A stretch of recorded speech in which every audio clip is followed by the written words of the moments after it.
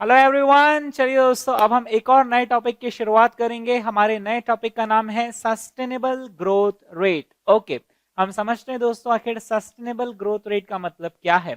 इससे पहले कि मैं आपको समझाऊं सस्टेनेबल ग्रोथ रेट का मतलब क्या है, आपको ये बता दिया जाए कि सीए फाइनल नवंबर 2020 यानी लेटेस्ट अटेम्प्ट में इसका 8 मार्क का क्वेश्चन पूछा गया था। हम उस क्वेश्चन को भी इस वीडियो में कवर करेंगे along with the holistic concept of sustainable growth rate. Okay दोस्तों, जब भी कोई बिजनेस करता है तो उसे बिजनेस करने के लिए कुछ कैपिटल की रिक्वायरमेंट होती है, राइट।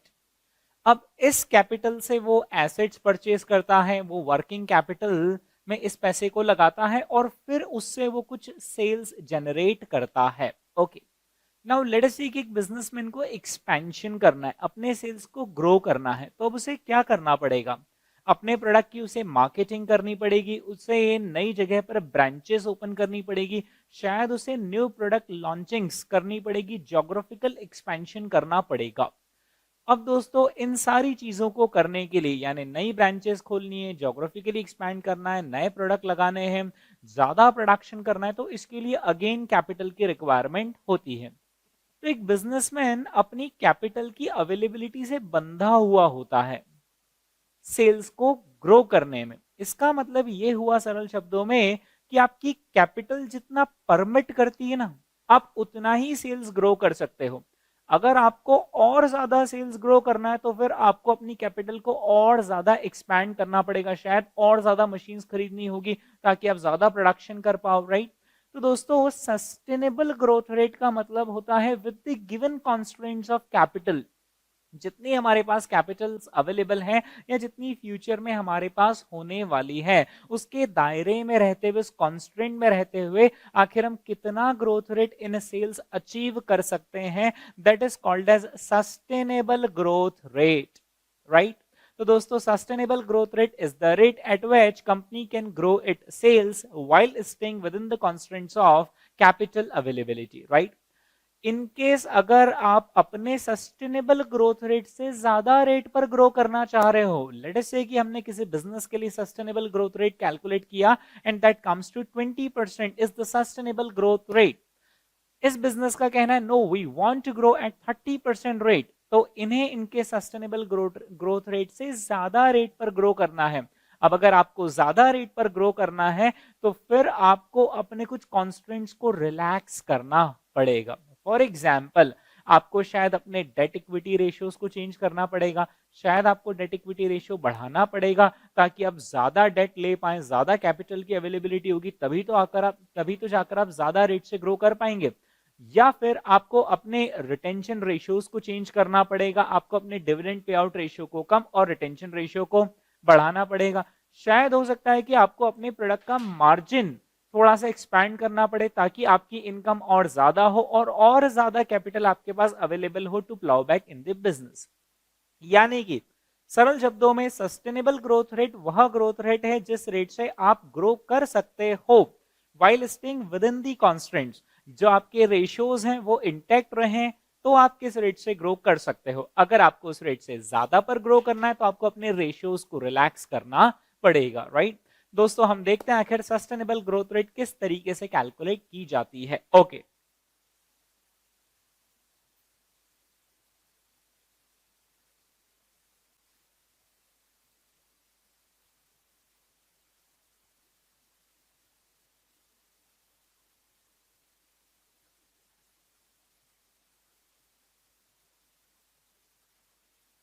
सस्टेनेबल ग्रोथ रेट को कैलकुलेट करने की दोस्तों कुल मिलाकर दो अप्रोचेस होती हैं।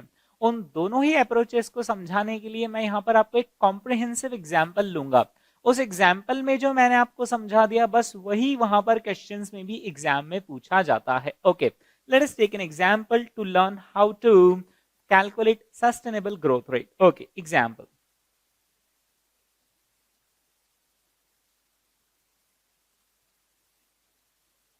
लेट अस से कि एक बिजनेस है और उस बिजनेस की मैंने यहां पर ये कुछ बैलेंस शीट बनाई। ओके, लेट अस से इस बिजनेस में हमने इक्विटी लगाया है 100 का, और लेट अस से कि इस बिजनेस में हमने डेट से बोरो किए हैं कितने 50, यानी let us make an assumption that we have decided कि हम जितना भी इक्विटी लेंगे उसका रफली 50% हम कितना डेट से बोरो कर लेंगे, राइट। अब इस बिजनेस के पास टोटल कैश अवेलेबल हो गई है कितनी 150, राइट। ये 150 रुपीज यहां पर एसेट्स के फॉर्म में हमें नजर आएंगे, राइट। ओके दोस्तों, ये एसेट्स के अंदर फिक्स एसेट्स भी आ गई हैं और करंट एसेट्स भी आ गई, वर्किंग कैपिटल भी आ गई, जिससे बिजनेस हम चला सकते हैं, राइट। लेट अस से कि हमने साल भर इस बिजनेस को चलाया और यहां पर मैं इनकम स्टेटमेंट बना रहा हूं। साल भर इस बिजनेस को चलाकर हमने कुछ सेल्स जनरेट किया। लेट अस से कि हमने 300 का सेल्स जनरेट किया। For the sake of simplicity of example मैं यहां पर नंबर्स छोटे ले रहा हूं और कोशिश करूंगा कि चीजों को जितना राउंड ऑफ हम रख सके रखेंगे, राइट। तो दोस्तों, इनकम स्टेटमेंट में हमने साल भर में कितना सेल्स जनरेट किया, 300 का सेल्स जनरेट किया। इस 300 के सेल्स में हमने नेट प्रॉफिट लेट अस से 30 रुपीज का कमाया, राइट। तो दोस्तों, ये हमने यहाँ पर कुछ डेटा लिया जिसमें मैंने आपको बताया कि साल की शुरुआत में हमने बैलेंस शीट में 100 और 50 इक्विटी और डेट के नाम पर इकट्ठा करें, 150 की एसेट्स हमने लगाई और हमने उससे 300 का सेल्स जनरेट किया। उस 300 के सेल्स पर हमने नेट प्रॉफिट कितना कमाया है, 30 रुपीज का हमने नेट प्रॉफिट कमाया है। Okay, now the question is कि आखिर ये बिजनेस नेक्स्ट ईयर में कितना सेल्स कर पाएगा। द बिग क्वेश्चन इज कि आखिर ये तो हो गया इस साल का सेल्स, नेक्स्ट ईयर में आखिर ये बिजनेस कितना सेल्स जनरेट कर पाएगा। जितना ये सेल्स जनरेट कर पाएगा that would be called as sustainable growth rate. Okay, तो दोस्तों, ये पता करने के लिए अब हमें यहाँ पर ये देखना पड़ेगा कि आखिर ये जो 30 रुपीज इस बिजनेस ने कमाए हैं, इस 30 रुपीज को वो क्या करेगा। क्या वो इन 30 रुपीज को रिटेन करेगा या फिर वो इन 30 रुपीज को डिस्ट्रीब्यूट करेगा।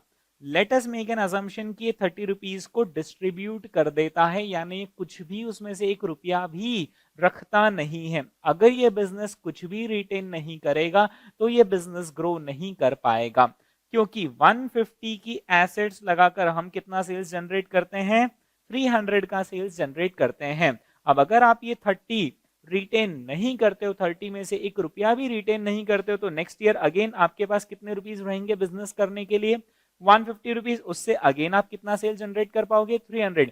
क्या आपने कोई ग्रोथ अचीव करी, नहीं। Your growth rate is 0%। यानी एक बात तो आपको और मुझे समझ में आ गई कि ग्रो करने के लिए हमें रिटेन करना जरूरी है। Okay, so now let us make N assumption that our retention ratio is 100%, right? Okay, हमने यहां पर लेट से अज्यूम किया है कि हमारा रिटेंशन रेशियो है 100%। ओके,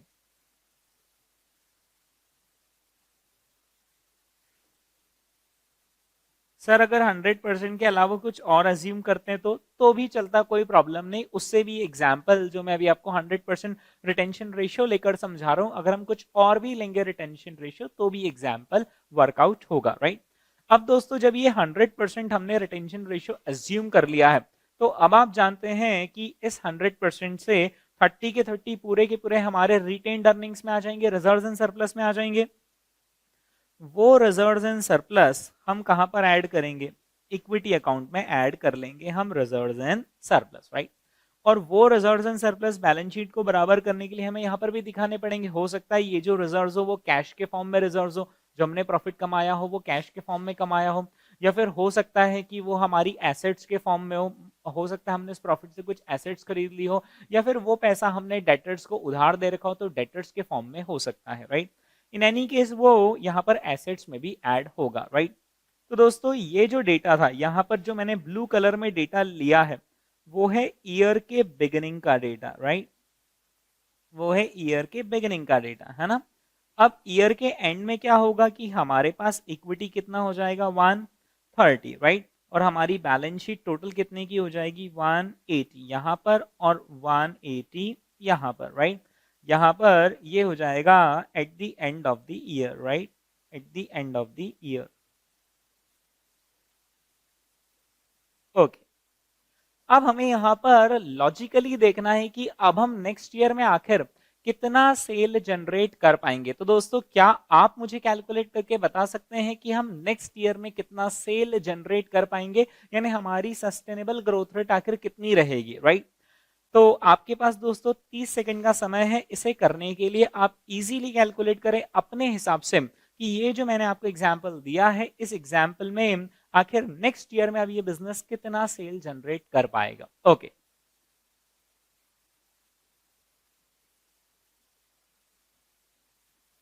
हाँ जी, एज्यूमिंग कि आपने कैलकुलेट कर लिया कि आखिर ये बिजनेस कितना सेल जनरेट कर पाएगा, शायद देखना आपने इस तरीके से कैलकुलेशन किया होगा। Since when we capped 150 in assets, we were able to generate sales of how much? 300। जब हम एसेट्स कितने की लगाए थे 150 की, तो हमने सेल टर्नओवर कितना जनरेट कर लिया है 300 का। Therefore now our assets are how much 180। So how much turnover we would be able to generate, right. अब हम यहाँ पर क्रॉस मल्टीप्लीकेशन कर लेंगे कि अगर हमने 150 के एसेट्स लगाकर ही उसका डबल टर्नओवर जनरेट कर लिया था 300, तो अब जब हमारी एसेट्स कितनी हो गई 180, तो आखिर कितना टर्नओवर हम जनरेट कर पाएंगे, और यहां पर आपका ये कुछ नंबर आ जाएगा, राइट। ये जो नंबर आया है दोस्तों ये गलत है। मैं आपको बताता हूं कि यहां पर एक छोटा सा कैच क्या है। छोटा सा कैच ये है कि जब आपने इक्विटी 100 की लगाई थी, तो आपने डेट कितने रुपीस का लिया था 50। अब क्या दोस्तों नेक्स्ट ईयर में हमारी इक्विटी 100 है या फिर नेक्स्ट ईयर में हमारी इक्विटी 130 राइट। विच मींस कि क्या हम एडिशनल बोरोइंग अब कर सकते हैं? जी हाँ, हम एडिशनल बोरोइंग अब कर सकते हैं। तो दोस्तों जब 100 की इक्विटी थी तो 50 का डेट था, तो 130 की इक्विटी होगी तो कितने का डेट हो जाएगा 65। हम एडिशनल बोरोइंग कितने की कर पाएंगे 15 की हम एडिशनल बोरोइंग कर पाएंगे, राइट। ये बात ध्यान रखना। सस्टेनेबल ग्रोथ रेट टॉपिक ये मानकर चलता है कि आपका डिविडेंड पे आउट रेशियो, आपका नेट प्रॉफिट रेशियो, आपका एसेट टर्नओवर रेशियो, आपका date equity ratio, everything remains constant. फिर से मैंने क्या क्या बोला? मैंने बोला कि आपका नेट प्रॉफिट रेशियो हमेशा कैसा रहेगा कांस्टेंट, आपका एसेट टर्नओवर रेशियो कैसा रहेगा कांस्टेंट, आपका डेट इक्विटी रेशियो कैसा रहेगा कांस्टेंट, राइट। आपका डिविडेंड पे आउट रेशियो कैसा रहेगा कांस्टेंट। ये सारी चीजें कांस्टेंट रहेगी, ये अज्यूम करता है, राइट। सर मान लो ये चेंज होने वाले हो तो फिर वो चीज हम कवर करेंगे हमारे नेक्स्ट एग्जाम्पल नंबर 2 में, right. For the first example जो मैं आपको समझाने वाला हूं वहां पर अजम्पशन ये है कि एवरीथिंग रिमेन्स कांस्टेंट, राइट। चलिए दोस्तों, तो हम देखते हैं यहां पर आखिर किस तरीके से सस्टेनेबल ग्रोथ रेट कैलकुलेट होगी, है ना। Okay, calculate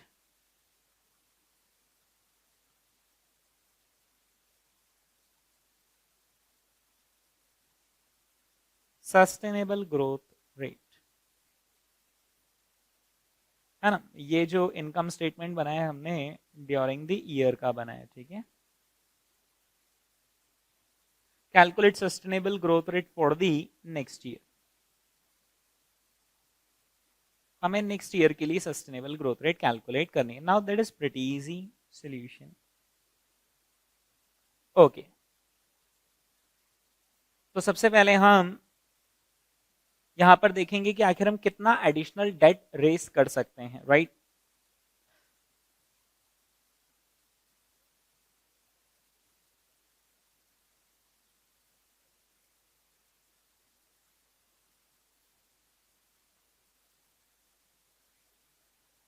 okay, so how much additional debt can we raise? Since when equity was 100, debt was how much 50. Therefore when equity is 130, then how much debt would be, right? So now we are going to apply cross multiplication over here. अब हम यहाँ पर cross multiplication कर लेंगे, है ना। 130 multiply by 50 और divided bye 100, ठीक है। यानी कि कितना आ जाएगा 65 is the new amount of debt, right. Therefore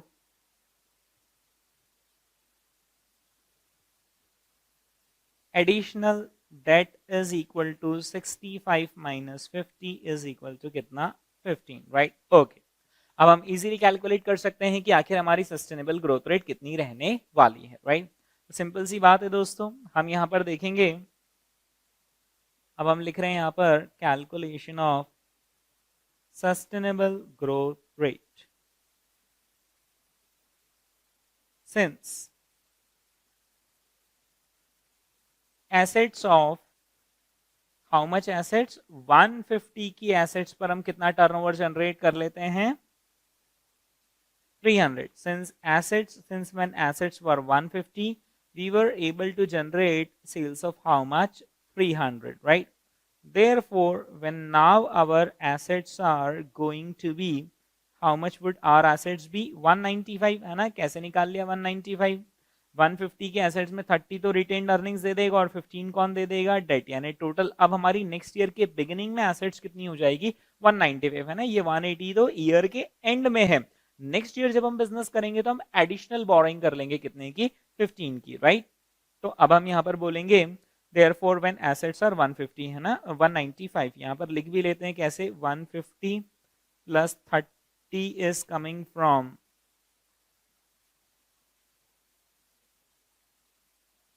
retained earnings and plus 15 are coming from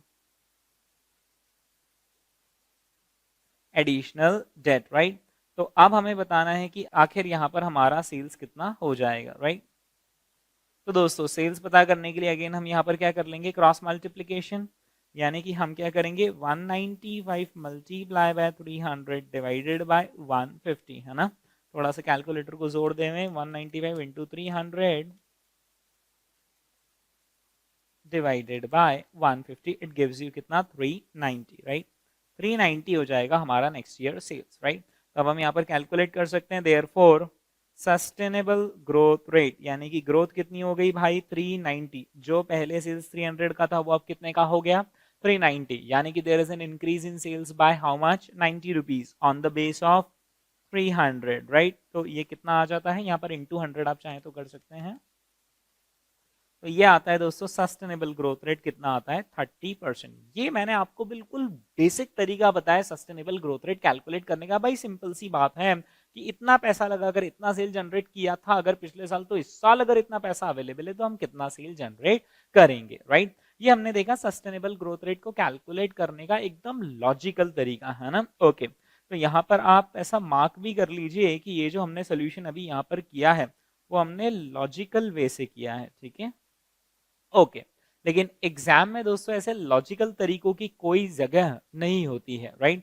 वहां पर आपको फॉर्मूला लगाकर इसे कैलकुलेट करना पड़ेगा। अब फॉर्मूला लगाने के लिए हमें यहाँ पर कुछ डेटा इकट्ठा करना पड़ेगा। देखते हैं दोस्तों आखिर फॉर्मूला क्या है, और फॉर्मूला मैं आपको बताता हूँ, फिर उसके हिसाब से हम डेटा इकट्ठा करके लेकर आएंगे, है ना। चलिए, तो मैं यहाँ पर आपको लिखता हूँ दूसरा तरीका, which is using formula.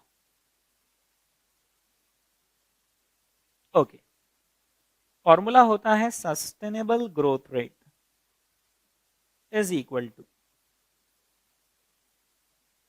Retention ratio multiplied by return on equity, right.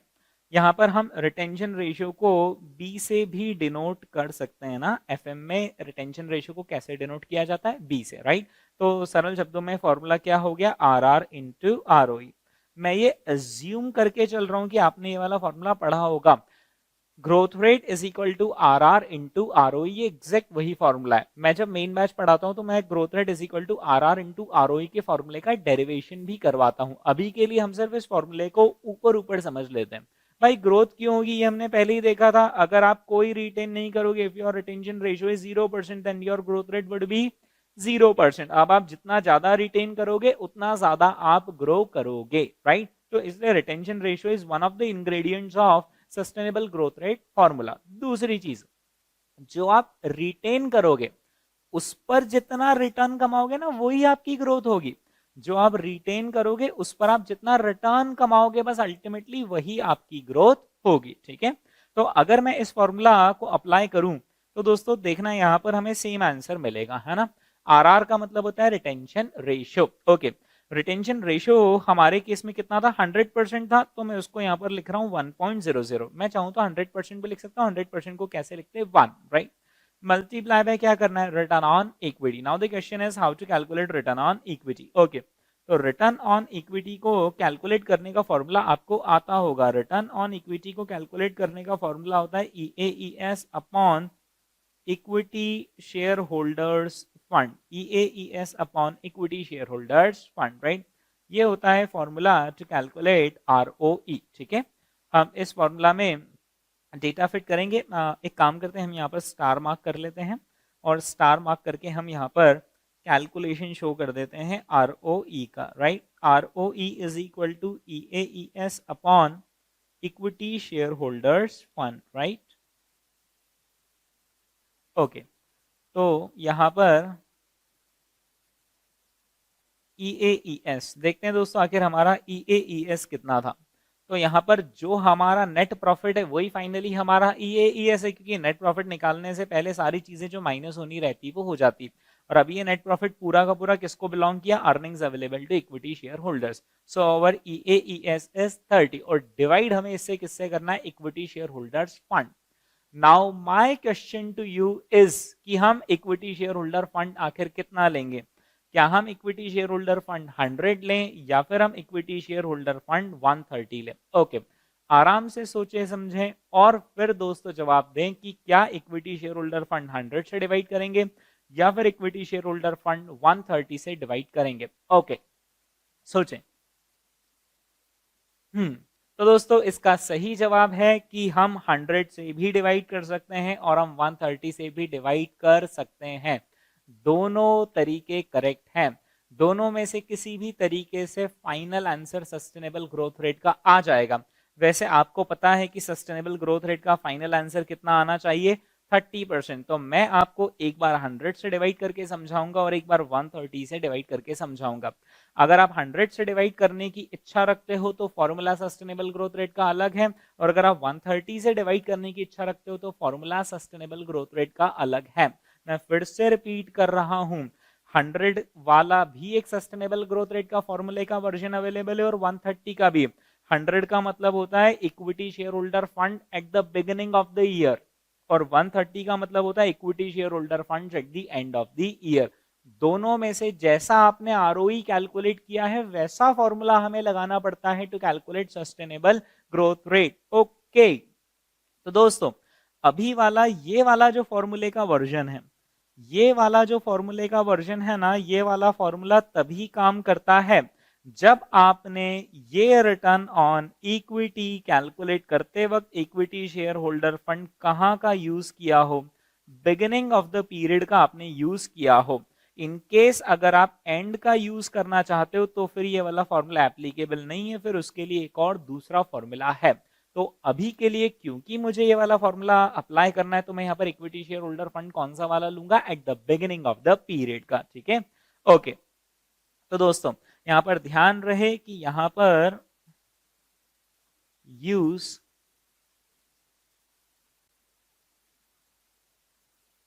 Beginning of the period equity shareholder fund balance. Alternatively, if you wish to use equity shareholder fund balance at the end of the year, then you would need to change the formula to calculate sustainable growth rate. Okay, तो अभी के लिए हम क्योंकि beginning वाला use कर रहे हैं तो EAES कितना था दोस्तों, 30। इक्विटी शेयर होल्डर फंड कितना था, 100, राइट।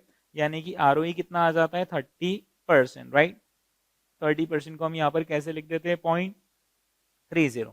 1 इंटू 0.30 कितना होता है, 0.30। यानी दूसरे शब्दों में हमारी सस्टेनेबल ग्रोथ रेट कितनी आ गई है, 30%। Is that clear? ओके, एक और तरीका है, वो भी तरीका क्या कहलाएगा, यूजिंग फॉर्मूला ही कहलाएगा। वो तरीका भी यूजिंग फॉर्मूला ही कहलाएगा, लेकिन फॉर्मूला में फर्क है। ओके, ये वाला फॉर्मूला तभी एप्लीकेबल है जब आपने ROE कैलकुलेट करते वक्त बिगिनिंग ऑफ द पीरियड का इक्विटी शेयर होल्डर फंड का बैलेंस लिया हो। अगर आपको एंड ऑफ द पीरियड का इक्विटी शेयर होल्डर फंड का बैलेंस लेना है तो फिर फॉर्मूला चेंज हो जाएगा। आंसर वापस से कितना आना चाहिए, 30% आना चाहिए, अगर मेरी बातों में जरा सी भी सच्चाई है तो। Okay, now one thing might be coming up in your mind is that sir हमें कोई मतलब नहीं इक्विटी आप शुरू का लो या एंड का लो, आप तो बस ये बताओ कि आईसीआई आखिर क्या करने वाला है। तो दोस्तों ये मैं आपको तरीका समझा दूं, फिर हम ये भी डिस्कस करेंगे आखिर आईसीआई एग्जैक्टली कौन सा वाला तरीका फॉलो करता है, ओके, या करेगा। हाँ जी, तो सबसे पहले मुझे क्या करना पड़ेगा, यहाँ पर आपको फॉर्मूला लिखना पड़ेगा सस्टेनेबल ग्रोथ रेट का, right. Sustainable growth rate is equal to B multiplied by net profit ratio multiplied by 1 plus debt by equity divided by A by S minus B multiply by NP ratio multiplied by 1 plus D by E. This is the formula to calculate sustainable growth rate when end of the period equity shareholder account balance is being used, right? Okay. यहां पर आप चाहें तो ऐसा mark भी कर लें, okay.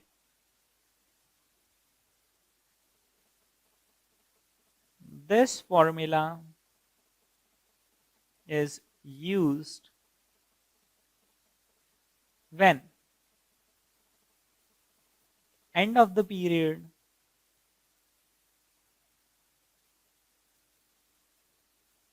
equity shareholder fund balance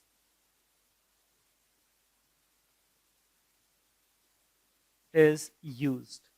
ये वाला फॉर्मूला हम इस सिचुएशन में लगाते हैं, राइट, ओके। अब शायद आप में से कुछ स्टूडेंट्स के मन में ये भी आ रहा होगा कि सर आखिर इस फॉर्मूले का क्या डेरिवेशन है ना, ओके। तो अभी के लिए हम इसके डेरिवेशन पर फोकस नहीं कर रहे हैं, इसका 7 to 8 स्टेप्स का डेरिवेशन है, उस पर फोकस करने की बजाय हम ये फोकस कर रहे हैं कि क्या ये फॉर्मूला वापस से अगर हम एंड ऑफ द पीरियड के बैलेंसेस को यूज करें तो क्या ये फॉर्मूला वापस से 30% लाकर दे देता है, अगर हाँ तो इसका मतलब है कि फॉर्मूले में दम है, ओके। तो दोस्तों इस फॉर्मूले को हम अप्लाई करें उससे पहले हमें अब कुछ रेशियोज लगेंगे। एक तो रिटेंशन रेशियो, वो तो खैर आपको पता ही कितना है, 100% यानी कि 1। एक लगेगा हमें नेट प्रॉफिट रेशियो, एक लगेगा डेट इक्विटी रेशियो और एक लगेगा ए बाय एस। यहाँ पर ए बाय एस का फुल फॉर्म होता है assets divided by sales, right. दोस्तों क्या assets divided by sales asset turnover ratio होता है? नहीं, asset divided by sales asset turnover ratio नहीं होता है। एसेट टर्नओवर रेशियो का फॉर्मूला होता है, आपने पढ़ा होगा इसे सीए इंटरमीडिएट में, एसेट टर्नओवर रेशियो का फॉर्मूला होता है टर्नओवर बाय एसेट्स, राइट, यानी कि सेल्स बाय एसेट्स, राइट। क्या ये सेल्स बाय एसेट्स है या ये एसेट्स बाय सेल्स है? जो यहां पर लिखा है वो क्या है, एसेट्स बाय सेल्स। तो क्या ये दोनों एक ही चीज है? नहीं, यहां पर जो लिखा हुआ है वो inverse of asset turnover ratio है, ये ध्यान रखना। Is that clear? So this is not sales by asset, this is asset to sales ratio, ठीक है। चलिए दोस्तों, तो हम यहाँ पर कुछ कैलकुलेशन कर लेते हैं, हम यहाँ पर रेशियोज कैलकुलेट कर लेते हैं, okay. Calculation of certain ratios, okay. कौन कौन से रेशियोज दोस्तों हमें यहाँ पर लगेंगे?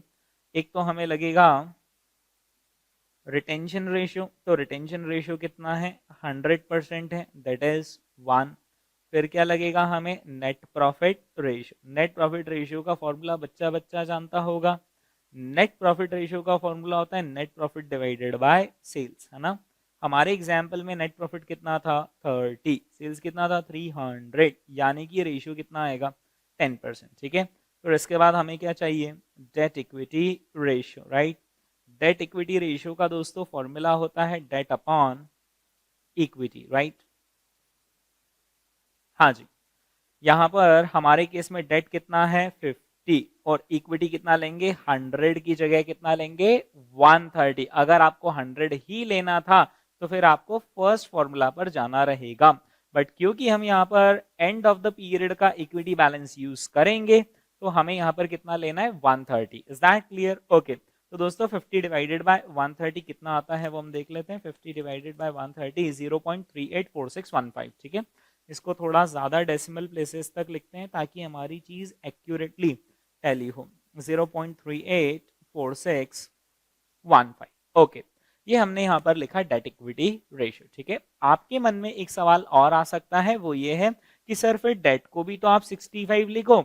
नहीं, फिर तो बात वही हो जाएगी। अगर मैं यहाँ पर डेट इक्विटी रेशियो 50/100 कैलकुलेट करूं या 65/130 कैलकुलेट करूं, in either case date equity ratio तो कितना आ रहा है, 0.5 ही आ रहा है, तो फिर इन दोनों में कोई डिफरेंस थोड़ी ना रहेगा, राइट। यहां पर हम इक्विटी का बैलेंस कौन सा लेते हैं, एंड ऑफ द पीरियड का लेते हैं, और डेट का बैलेंस भी एंड ऑफ द पीरियड का लेते हैं। एंड ऑफ द ईयर में हमारे पास डेट 50 ही थी उस एग्जाम्पल में, वो तो नेक्स्ट ईयर में जब हम नया काम शुरू करेंगे तो हम एडिशनल बोरिंग कितने की कर लेंगे, 15 इन दी नेक्स्ट ईयर।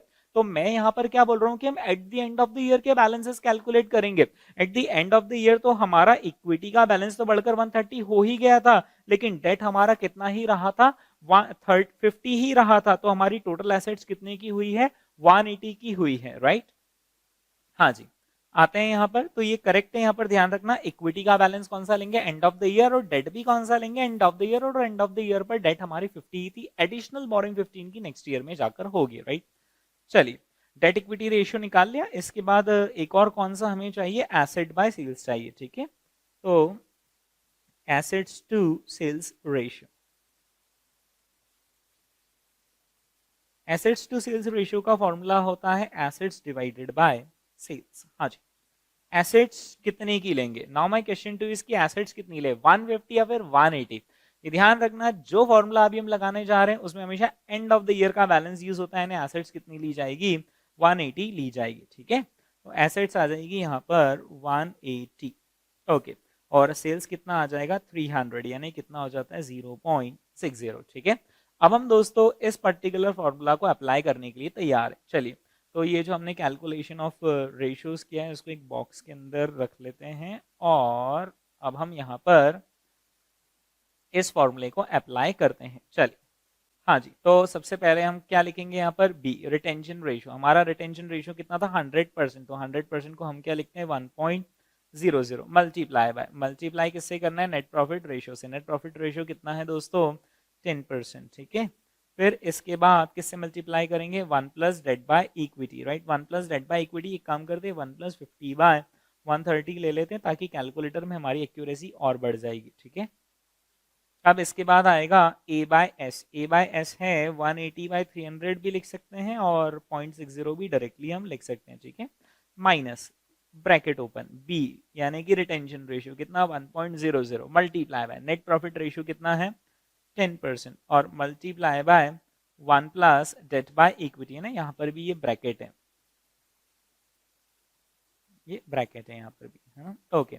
तो 1 plus debt equity ratio where debt is 50 and equity is 130। ठीक है, ओके, ये दोस्तों हमने फॉर्मूला में डेटा अप्लाई कर दिया। अब अगर हमारी बातों में जरा सी भी सच्चाई है तो फिर इस कैलकुलेशन का आंसर आना चाहिए 30%। चलिए दोस्तों, हम कैलकुलेटर पर इसे सॉल्व करते हैं। सबसे पहले इस पोर्शन को सॉल्व करते हैं, 50 डिवाइडेड बाय 130, जो आया उसमें हम 1 ऐड कर देंगे, और उसे मल्टीप्लाई बाय 10% कर लें, मल्टीप्लाई बाय 1 करें, जो आया उसे मेमोरी में प्लस कर लें। चलो यहाँ पर लिख भी लेते हैं, 0.1384615। ठीक है, डिवाइडेड बाय, है ना। तो अब डिवाइडेड बाय में सबसे पहले इस पोर्शन को सॉल्व कर लेते हैं। ये हो जाएगा 50/130, इसमें प्लस कर देंगे 1, मल्टीप्लाई कर देंगे 10%, जो आया उसे माइनस में ले लें, और हमने देखा था कि 180/300 क्या होता है 0.6, तो हम उसमें प्लस कर लेंगे कितना 0.6, राइट। तो ये जो डिनोमिनेटर आता है ये अभी आ चुका है 0.461538 एंड सो ऑन। ओके, सफलता से सिर्फ एक कदम दूर है दोस्तों, इसको डिवाइड कर लें आप, 29.999% आ रहा है, यानी again the answer is 30%, which means to calculate sustainable growth rate, how many formulas have we got? Two formulas. One is that one and one is this one. If you have to use this formula, then ROE should be based on beginning of the period equity shareholders balance. If you want to use this formula, then end of the period equity shareholders balance should be used. ठीक है, चलिए दोस्तों, तो ये हमने देखा using formula, है ना। आप यहाँ पर यूजिंग फॉर्मूला में मार्किंग भी कर लीजिए कि beginning of the period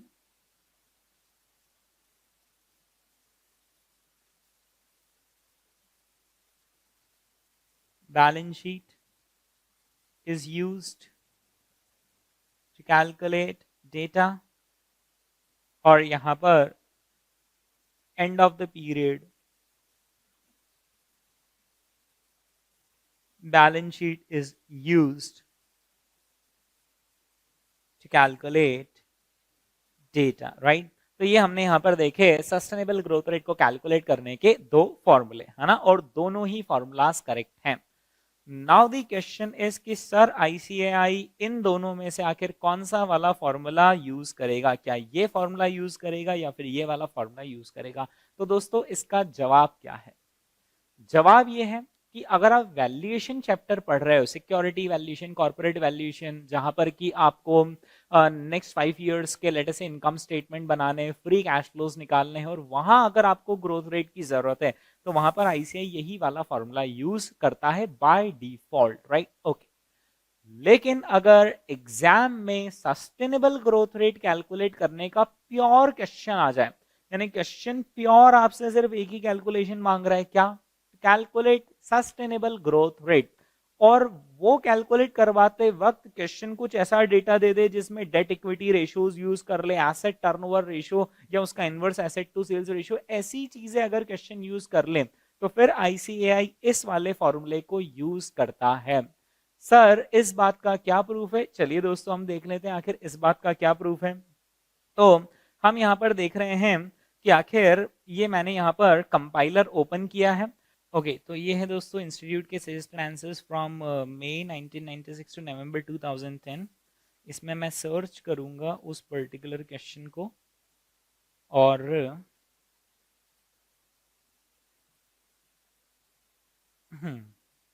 here is that question. Now you can have a look at this question.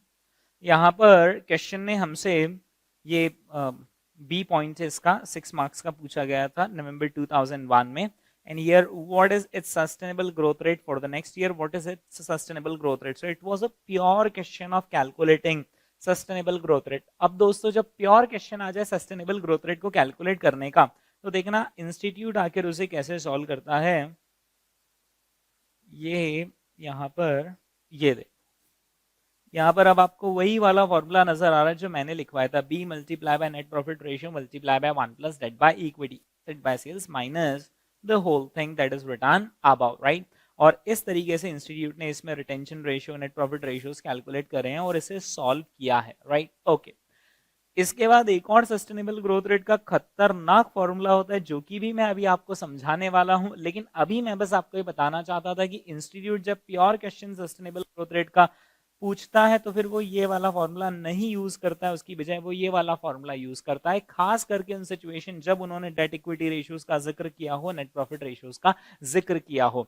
मेरा मुद्दा, मेरा मकसद इस पर्टिकुलर वीडियो को बनाने का ये वाला फॉर्मूला समझाने का है ही नहीं। मैं ये मानकर ही चल रहा हूँ कि आपको ये वाला फॉर्मूला तो ऑलरेडी पता है और ये वैल्यूएशन चैप्टर में आपने काफी बार पढ़ा हुआ है, या फिर आपने डिविडेंड चैप्टर पढ़ा होगा, उसमें डिविडेंड मॉडल्स में आपने इसको पढ़ा ही होगा गॉर्डन्स मॉडल में, right? My whole and sole purpose is to make you understand this particular formula, right? And both the formulas gives you the correct answer. ये गलत नहीं है फॉर्मूला, ये वाला फॉर्मूला भी सही है और ये भी सही है, बस दोनों में डिफरेंस क्या है वो भी मैंने आपको बता दिया कि यहाँ पर बिगिनिंग का बैलेंस यूज होता है और यहाँ पर एंड का बैलेंस यूज होता है। लेकिन इंस्टीट्यूट जब क्वेश्चन पूछता है और इंस्टीट्यूट यहाँ पर अगर प्योर क्वेश्चन पूछ रहा है किसका, व्हाट इज इट, जो फॉर्मूला बना है वो दोस्तों ये वाला फॉर्मूला बना है और आईसीआई भी यही वाला फॉर्मूला यूज करता है। और इसके बाद तो एक और खतरनाक फॉर्मूला है जो कि हमें यहाँ पर समझना है, राइट? तो दोस्तों हम इस वीडियो में कवर करेंगे इन दो फॉर्मूलाज को, यानी आगे जाकर मैं जो भी क्वेश्चंस करवाऊंगा वो वही क्वेश्चन होंगे जो कि इस पर्टिकुलर फॉर्मूला पर बेस्ड होंगे, राइट? दोनों फॉर्मूलाज में क्या डिफरेंस है वो भी मैंने आपको समझा दिया, ठीक है?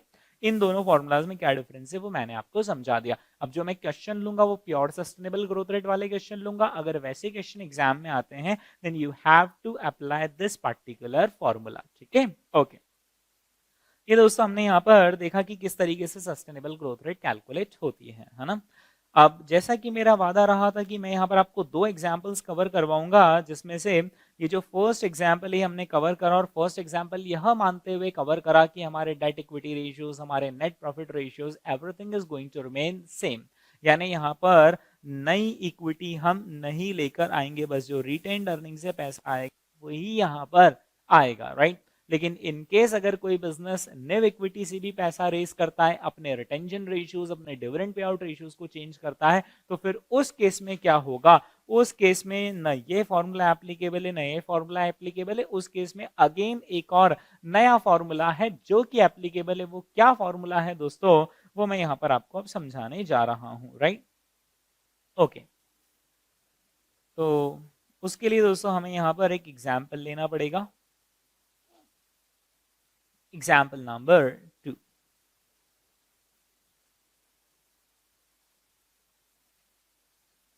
when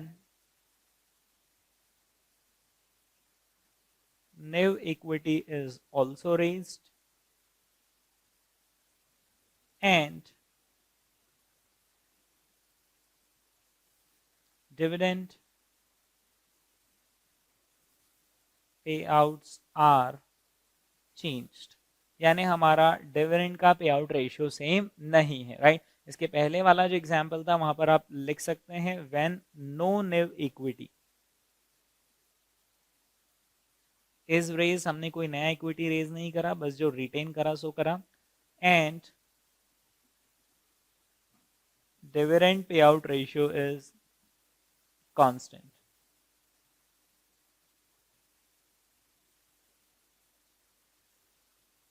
ओके, चलिए दोस्तों, तो अब हम देखते हैं हमारा नेक्स्ट एग्जाम्पल, एग्जाम्पल नंबर 2, है ना।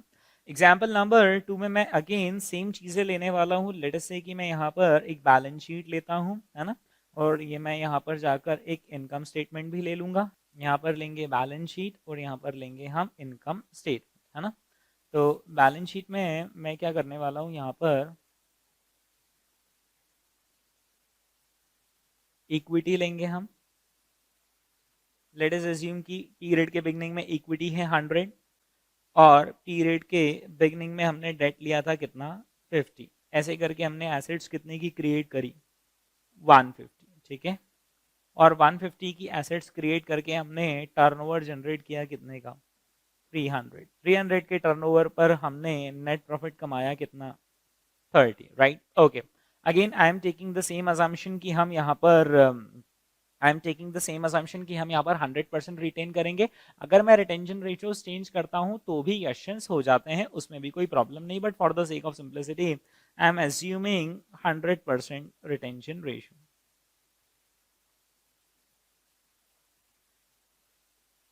ओके, तो दोस्तों जब मैं 100% ही रिटेन करूंगा तो फिर उस केस में यहाँ पर हमारा रिजर्व्स एंड सरप्लस ऐड हो जाएगा, है ना। कितना रिजर्व्स एंड सरप्लस यहाँ पर ऐड हो जाएगा, 30 का रिजर्व्स एंड सरप्लस ऐड हो जाएगा, राइट। ओके, अब लेट से कि मैं यहाँ पर एक और इंफॉर्मेशन लेकर आता हूँ और वो इंफॉर्मेशन है लेट से कि मैं नया इक्विटी भी रेस कर रहा हूँ, राइट। लेट से ऐड न्यू इक्विटी। लेट से मैं 20 का नया इक्विटी यहाँ पर लेकर आने वाला हूँ नेक्स्ट ईयर में, राइट। तो ऐसा करने से 100 तो मेरे पास ईयर के बिगिनिंग में था, 30 मैंने ईयर के एंड तक कमा ही लिया। अब नेक्स्ट ईयर में मैं 20 का नया इक्विटी रेस करूंगा, right. Now I want to calculate how much is my sustainable growth rate. Okay, तो let us calculate sustainable growth rate.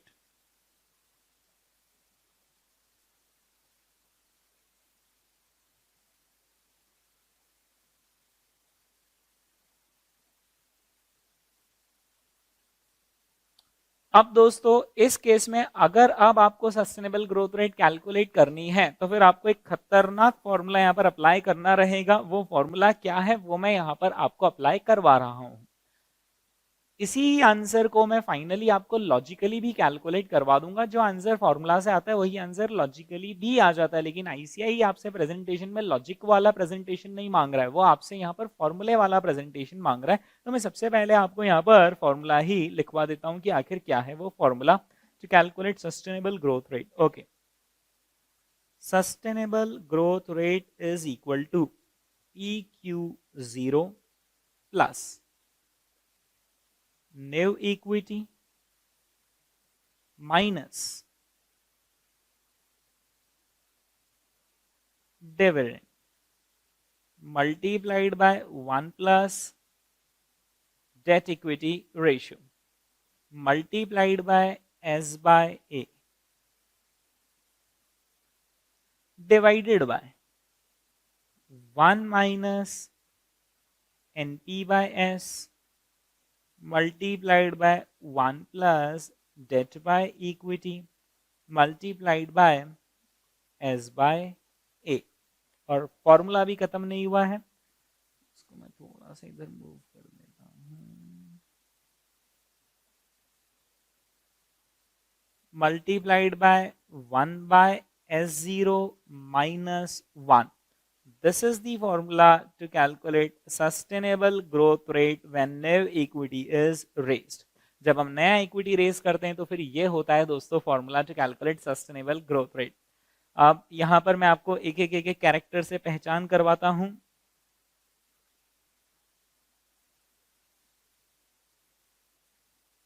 Here EQ0 means equity at the beginning।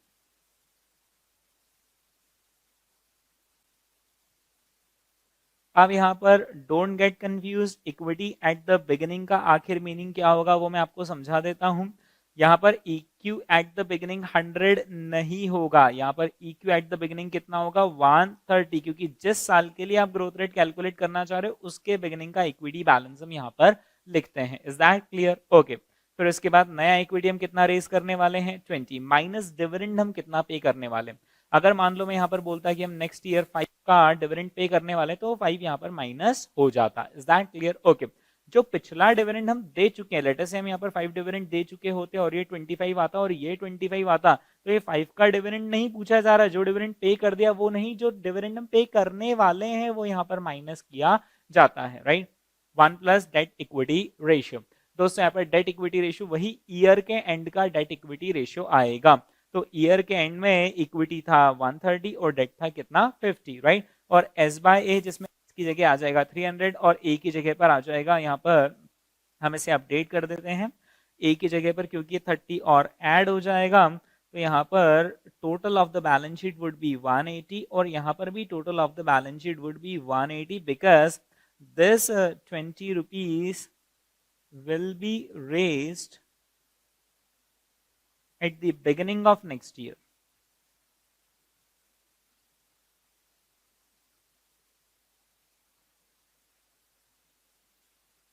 तो इसलिए वो इस साल की बैलेंस शीट में count नहीं होगा। ठीक है, ओके। चलिए फिर इसके बाद हाँ हम फॉर्मूला की कैरेक्टर से पहचान कर रहे थे एस बाय ए। यहां पर एक बात ध्यान रखना कि पिछली बार जो फॉर्मूला था ना उसमें ए बाय एस था, लेकिन इस बार जो फॉर्मूला है उसमें एस बाय ए है, मतलब ये तो सही में ही एसेट टर्नओवर रेशियो का ही फॉर्मूला हो जाता है। Right, so this is actually asset turnover ratio. Right, ये असली में भी एसेट टर्नओवर रेशियो ही है। ये पर्टिकुलर पोर्शन ये क्या है, ये है एसेट टर्नओवर रेशियो। ठीक है,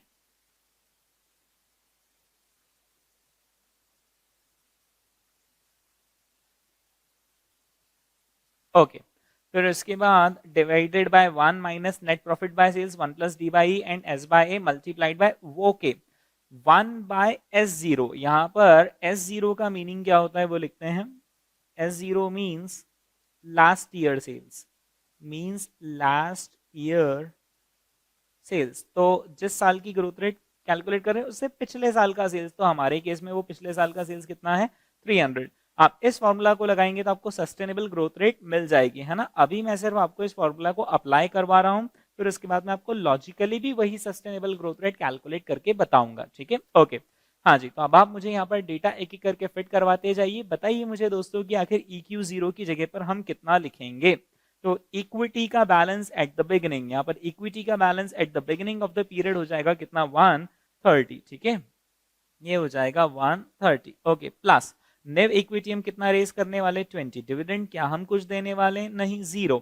okay, 1 plus D by E, तो डी कितना हो जाएगा 50, ई कितना हो जाएगा 130। Okay, multiplied by S by A, sales कितना था 300 और एसेट्स कितने की है 180। ध्यान रहे दोस्तों हमारी assets at the end of the year कितनी हो गई है 180 की हो गई है ना, एंड ऑफ द पीरियड का ही डेटा लिया जाता है। ठीक है, और divided by 1 minus net profit by sales, so net profit is 30 and sales is 300, हम यहाँ पर डायरेक्टली 0.10 भी ले सकते थे, multiplied by 1 plus debt equity ratio, तो ये आ जाएगा 50 by 130 multiplied by S by A यानी कि 300 बाय 180, ठीक है, multiplied by 1 by S zero यानी कि 1 बाय 300, और इन सब के पीछे जाकर कर देंगे हम -1। ओके चलिए, तो आप कैलकुलेटर पर इसे कैलकुलेट करते हैं। तो 130 प्लस 20 कितना हो जाएगा, 150 माइनस 0 तो कुछ भी नहीं, राइट। हाँ पहले इसको सॉल्व कर लेते हैं, चलो, तो 50 डिवाइडेड बाय 130 और उसमें प्लस क्या कर देंगे 1, मल्टीप्लाई बाय 300 डिवाइडेड बाय 180 और उस पूरे घटनाक्रम को मल्टीप्लाई बाय 150, तो ये आता है दोस्तों 346.15, न्यूमरेटर की वैल्यू आती है 346.15, 3846, थोड़ा ज्यादा लिख लेते हैं ताकि एक्यूरेसी हमारी बनी रहे, राइट। इसको मल्टीप्लाई बाय बाद में 1/300 करना रहेगा -1। चलो अब हम यहाँ पर डिनोमिनेटर को कैलकुलेट कर लेते हैं, ठीक है।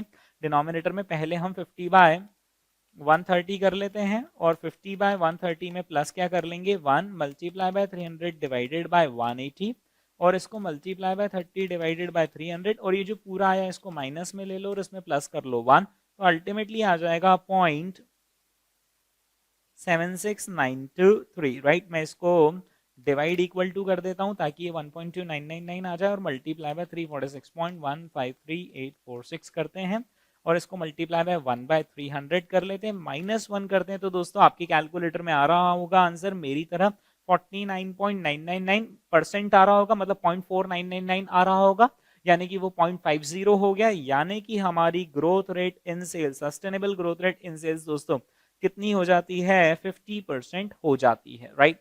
अब हमें यहां पर sustainable growth rate in sales हो जाती है हमारी 50%, राइट। ओके, अब मैं आपको लॉजिकली बताता हूं कि आखिर यही 50% ग्रोथ रेट हम यहाँ पर सिर्फ इस डेटा को लगाकर, अगर काश आईसीआई हमसे सिर्फ लॉजिकली कैलकुलेट करने का बोलता तो मैं आपको यूं करवा देता 50% की ग्रोथ रेट कैलकुलेट, देखना दोस्तों आखिर कैसे होगी वो 50% की growth rate calculate. Okay, simple हमें यहाँ पर क्रॉस मल्टीप्लीकेशन करना है ना, तो देखना इसको लॉजिकली आखिर कैसे किया जाएगा। लॉजिकली सिंपल ऐसे किया जाएगा, since assets eight the beginning, assets eight the beginning, जब पिछले साल हम शुरुआत कर रहे थे तब 150 की एसेट्स थी और 150 के एसेट्स पर हमने सेल्स टर्नओवर कितना जनरेट किया 300, तो फिर अब जब हमारे पास इतनी एसेट्स है तो आखिर टर्नओवर कितना, तो मुझे यहाँ पर ये निकालना है कि अब नेक्स्ट ईयर के बिगिनिंग में आखिर हमारे पास कितनी एसेट्स होंगी, राइट। तो दोस्तों नेक्स्ट ईयर के बिगिनिंग में ये 150 तो होगा ही होगा, ये 30 भी आ ही चुका है, 20 का जो नया इक्विटी रेस करेंगे वो 20 भी यहाँ पर अवेलेबल होगा। साथ ही साथ एक और बात ध्यान रखना कि हम कुछ ना कुछ डेट भी यहाँ पर रेस करेंगे। नाउ द क्वेश्चन इज कि आखिर हम कितना डेट रेस करेंगे, तो बहुत सिंपल सी बात है, 100 का जब इक्विटी था तब उस जमाने में कितना डेट हमारे पास था 50, अब हमारे पास नेक्स्ट ईयर में एक तो 30 भी आ गए 20 भी आ गए, यानी एक्स्ट्रा हमारे पास कितने आ गए 50, तो हम एक्स्ट्रा डेट कितना ले लेंगे 25। Is that clear? ओके, चलो मैं आपको यहाँ पर लॉजिकली भी इसे सॉल्व करवा देता हूं।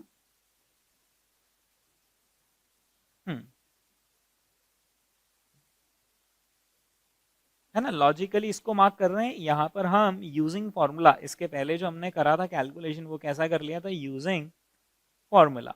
अब हम कैसे कर रहे हैं उसको लॉजिकली, ठीक है। तो लॉजिकली करने के लिए दोस्तों हमें यहाँ पर लिखना पड़ेगा calculation of assets available at the beginning of next year।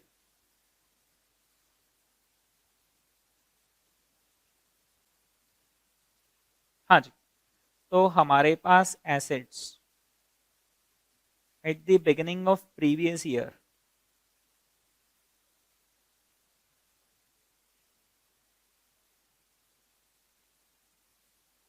कितनी थी 150, उसमें क्या क्या ऐड हुआ, रिजर्व्स एंड सरप्लस कितना 30, फिर और क्या ऐड होगा न्यू इक्विटी जो हम रेस करेंगे, राइट। और इसमें एक और चीज क्या ऐड हो जाएगी, एडिशनल डेट जो कि हम बोरो कर सकते हैं, राइट। एडिशनल डेट आखिर हम कितना बोरो कर लेंगे? Now that is very easy to calculate, simple सी बात है भाई। जब हमारे पास 100 रुपीज का इक्विटी था तब हम कितना डेट लेते थे? 50 का डेट लेते थे, राइट। ये जो 50 का है ना, जब हमारे पास इक्विटी 100 का था तो हम डेट कितने का लेते थे? 50 का। अब दोस्तों हमने एडिशनल कितना रुपया और इक्विटी से रेस कर लिया? 30 + 20 यानी 50 रुपीज हमारे पास एडिशनल कहाँ से आ गए हैं? एडिशनल इक्विटी आ गई है। तो आखिर एडिशनल डेट कितना आ जाएगा? तो एडिशनल डेट आ जाएगा हमारा कितना? 25, ठीक है, ओके। ये 25 सिंपल हमने कैसे कैलकुलेट कर लिया? आप चाहो तो ऐसे भी कैलकुलेट कर सकते हो यहाँ पर कि हमारे पास जब 100 का इक्विटी था तो 50 का डेट था। अब जब हमारे पास 150 का इक्विटी होगा तो आखिर डेट कितने का होगा? 75 का होगा, यानी एडिशनल डेट कितना रेस कर लेंगे? 25, राइट। ये जो एडिशनल डेट हमारे पास 25 आ गया है, ये इसकी वजह से भी हमारी एसेट्स बढ़ जाएगी और अब हमारी एसेट्स का टोटल हो जाएगा कितना? 225, right. This is the amount of assets available at the beginning of next year to do business, right. अब हम सिंपल यहाँ पर क्रॉस मल्टीप्लिकेशन लगा लेंगे calculation of sustainable growth rate करने के लिए, ओके।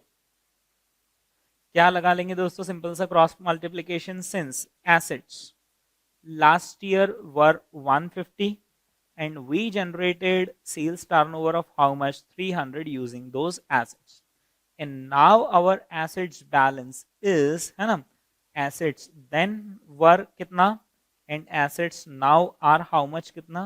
ये आएगा 225। तो फिर आखिर हम कितना सेल्स जनरेट कर पाएंगे, राइट। तो अब यहाँ पर हम सिंपल यहाँ पर क्रॉस मल्टीप्लिकेशन लगा लेंगे, ठीक है। क्रॉस मल्टीप्लिकेशन यहाँ पर कैसे लग जाएगा? 300 multiply by 225 and divided by 150। आज तो आप आंसर बोल ही दो कितना आ रहा है। ये आ जाएगा 300 into 225 divided by 150 gives you कितना? 450। So our next year sales would be how much? 450, right? Therefore our sustainable growth rate is कि पहले हम 300 का टर्नओवर किया करते थे लेकिन अब हम 450 तक जा सकते हैं, यानी 150 का इंक्रीज हो सकता है ऑन द बेस ऑफ 300, यानी कि आता है 0.50 और 50%। और ये 50% वही 50% है जो अदरवाइज अभी हमने यहाँ पर फॉर्मूला से कैलकुलेट किया 50%, यानी फॉर्मूले में दम तो है और देखकर ही लगता है कि फॉर्मूले में दम तो है, राइट। तो दोस्तों अब कुल मिलाकर अगर मैं इस चैप्टर को सम अप करना चाहूं जो मैंने आपको अभी तक पढ़ाया, तो उसमें हम इसको इस तरीके से सम अप करेंगे कि sustainable growth rate tells us how much is the maximum possible sales growth that we can achieve given the constraints that are applicable on us. If we are not raising any new equity, if we are not raising any new equity, now we are going to change our payout ratio. If everything is constant, then this is the formula that we have to use. But if we are raising new equity and our dividend payout ratios, if they are changing, then this is the formula that we have to use. मैं आपके साथ सहमत हूं कि ये जो formulas हैं ये काफी कॉम्प्लेक्स फॉर्मूलाज हैं, लेकिन दोस्तों अगर 8 मार्क्स का क्वेश्चन आता है तो इट इज वर्थ इट कि हम इन फॉर्मूलाज को ध्यान में रखकर चल जाएं। मैं इसके पिछले वाले फॉर्मूले को तो आपको बहुत आसानी से याद करने का तरीका भी बता सकता हूं। इस पर्टिकुलर फॉर्मूला को अगर आपको दूसरे तरीके से लिखना है तो देखना आप इसको कैसा लिख सकते हैं। आप इस फॉर्मूले को लिख सकते हैं x divided by a by s minus x। आप इसको इस तरीके से लिख सकते हैं, राइट।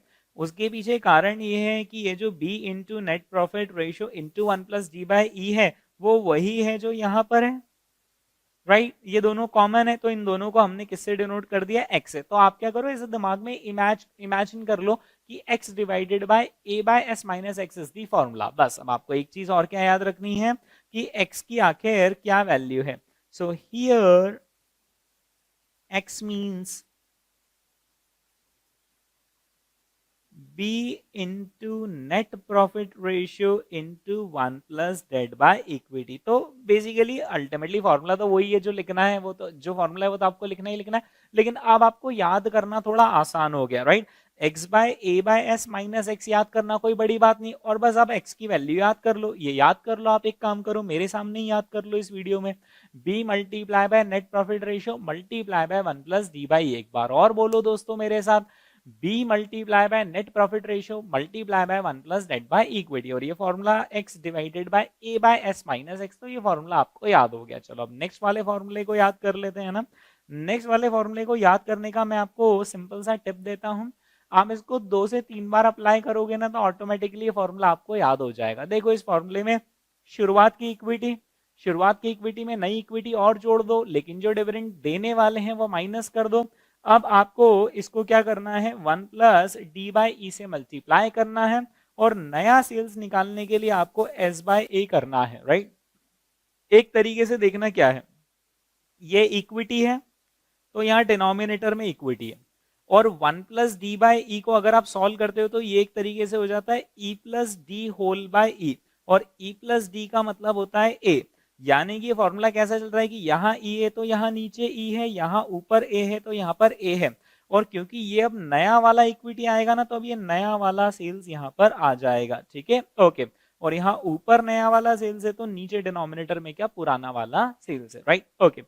डिनोमिनेटर में 1 minus net profit by sales करना है। सेल्स और सेल्स एक दूसरे से कैंसिल होते हैं, एसेट और एसेट एक दूसरे से कैंसिल होते हैं, क्योंकि 1 plus D by E basically क्या होता है, ई प्लस डी बाई ई होता है, और ई प्लस डी यानी क्या होता है, एसेट्स बाय ई होता है, राइट। तो ये एसेट से एसेट कैंसिल, ये सेल्स से सेल्स कैंसिल, अल्टीमेटली ये क्या बचता है, net profit divided bye E. और नेट प्रॉफिट डिवाइडेड बाय ई एक तरीके से क्या होता है, ई ए ई एस अपॉन ई, और ई ए ई एस अपॉन ई एक तरीके से क्या होता है, आर ओ ई। तो बेसिकली ये कुछ नहीं है, ये आर ओ ई, ये क्या है, ये आर ओ ई है, राइट। तो आपको इस फॉर्मूले को जब हम अप्लाई करेंगे तो मैं वापस से सारी चीजें बोलता चला जाऊंगा और आपको ये फॉर्मूला अप्लाई करते करते ही याद हो जाएगा, राइट। ये दोस्तों हमने यहाँ पर सस्टेनेबल ग्रोथ रेट का कॉन्सेप्ट हमने कंप्लीट किया। अब चलो हम इसे अप्लाई करते हैं क्वेश्चंस पर, ओके। आते हैं दोस्तों क्वेश्चंस पर, ओके। यहाँ पर मैंने अपने नोट्स में आपको सस्टेनेबल ग्रोथ रेट का एक फॉर्मूला तो दे रखा है, R O E into R R, है ना। रिटेंशन रेशियो क्या होता है, 1 minus dividend pay out ratio. और फिर नोट्स के नेक्स्ट पेज पे अगर आप जाएंगे तो यहाँ पर आपको ये दूसरे फॉर्मूलाज भी मिल जाएंगे। ये रहे सस्टेनेबल ग्रोथ रेट को कैलकुलेट करने के दूसरे फॉर्मूलाज। अगर आपका पे आउट रेशियो कांस्टेंट है और कोई नई इक्विटी नहीं तो ये रहा फॉर्मूला। अगर कोई सा भी डिविडेंड अमाउंट और नया इक्विटी हो तो फिर ये रहा formula. Is that clear, okay. चलिए दोस्तों, ये जो नोट्स का पीडीएफ है ये आपको हमारे टेलीग्राम चैनल पर मिल जाएगा। टेलीग्राम चैनल है t.me/प्रवीण खटोड़, ओके। तो दोस्तों अब हम यहाँ पर इसके क्वेश्चंस करना शुरू करते हैं। चलिए आते हैं दोस्तों क्वेश्चंस पर। क्वेश्चन नंबर 1 पर आएंगे। Calculate the sustainable growth rate from the following data. Target earnings retention ratio 0.70, target net profit margin is 0.04, target debt equity ratio is 0.80, target assets to sales ratio is 0.60, sales of the previous year, beginning equity capital, beginning debt capital। आप तो इस पर focus करो कि हमें क्या calculate करना है, सस्टेनेबल ग्रोथ रेट। अब दोस्तों क्या आप यहाँ पर R R into R O E वाला फॉर्मूला लगाएंगे, नहीं। अगर आप R R into R O E वाला फॉर्मूला लगाने जाएंगे तो आईसीआई इसको गलत कर देगा। वो कहेगा कि हमने ये जो आपको इतने सारे रेशियो दे रखे, for example assets to sales ratio, आखिर आपने इसका क्या यूज किया, पहली बात। दूसरी बात ये कि मैंने अभी अभी आपको कंपाइलर में बताया कि आईसीआई खुद ये भारी भरकम फॉर्मूलाज यूज करता है इस पर्टिकुलर क्वेश्चन को सॉल्व करने के लिए, तो हमें यही भारी भरकम फॉर्मूले उनके ऊपर रखकर आने हैं, ठीक है, ओके। यहाँ पर आप R R into R O E वाली अप्रोच से मत करना। मैं ये नहीं कह रहा हूँ कि ये फॉर्मूला गलत है, ये फॉर्मूला भी सही है, लेकिन वैल्यूएशन चैप्टर में काम में आता है। Pure sustainable growth rate calculate करने का क्वेश्चन आए तो फिर आपको इन दो में से ही कोई सा एक फॉर्मूला यूज करना होगा। बस आपको ये देखना है कि क्या नया इक्विटी तो नहीं दिया है क्वेश्चन ने। अगर नया इक्विटी दिया है तो ये फॉर्मूला, नया इक्विटी नहीं दिया है तो फिर ये वाला फॉर्मूला यूज करेंगे, ठीक है, ओके। हाँ जी, आप इस क्वेश्चन में ढूंढे और ढूंढ कर बताएं क्या हम नेव इक्विटी रेस कर रहे हैं। नहीं, हम नेव इक्विटी रेस नहीं कर रहे। क्योंकि हम नेव इक्विटी रेस नहीं कर रहे तो फिर हम पिछला वाला फॉर्मूला लगाएंगे, x divided by a by s minus x वाला फॉर्मूला लगाएंगे। चलिए दोस्तों, तो इस क्वेश्चन को हम लिख कर लेते हैं।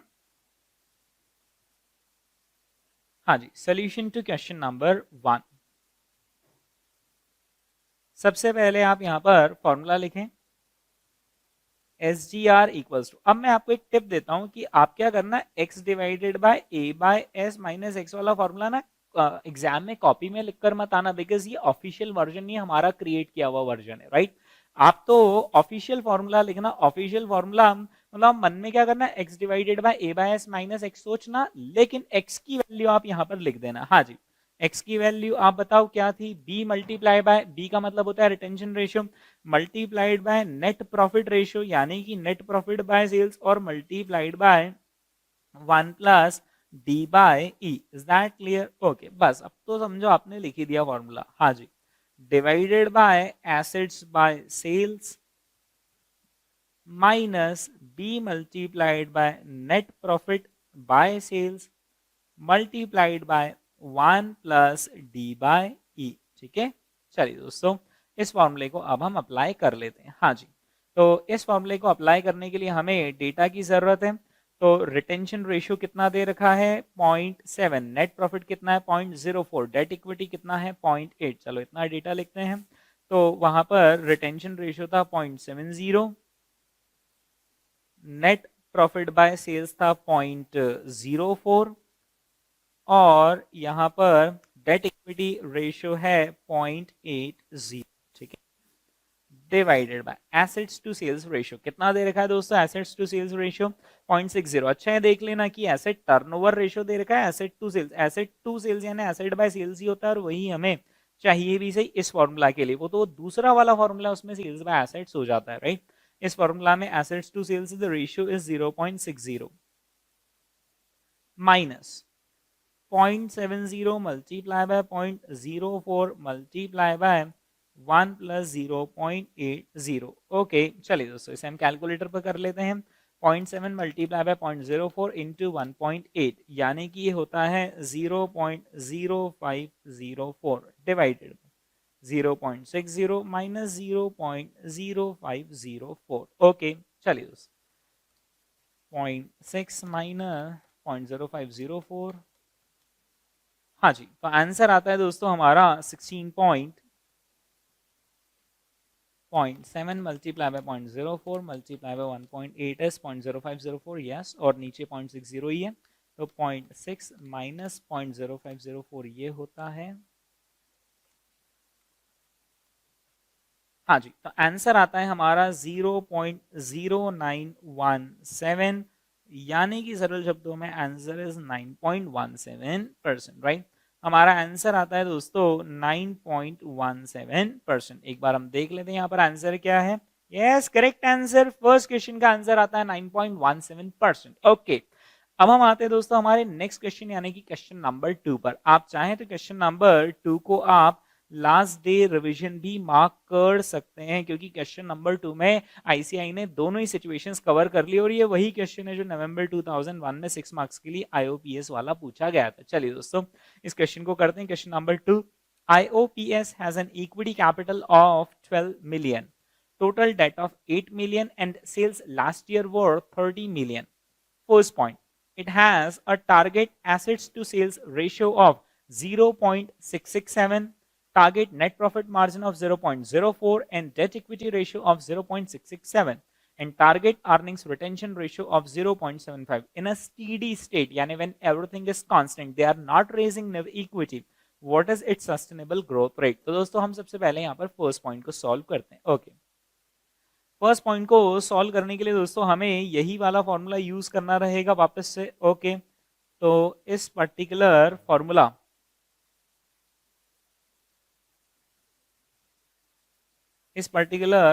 को ही हम यहां पर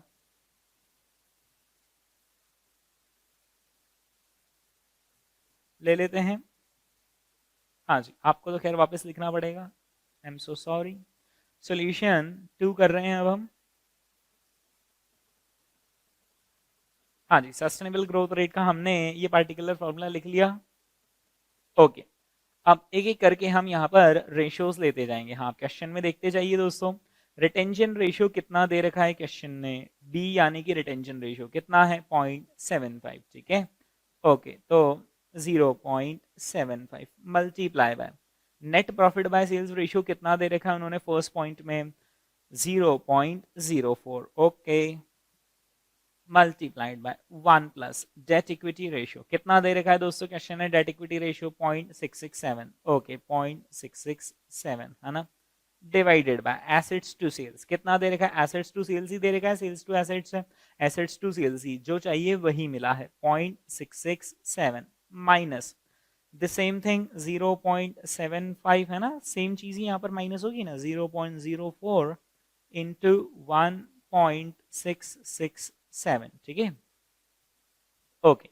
हाँ जी, आप इसे सॉल्व कर लें दोस्तों, कैलकुलेटर 0.75 इंटू 0.04 इंटू 1.667, ये आता है 0.05001।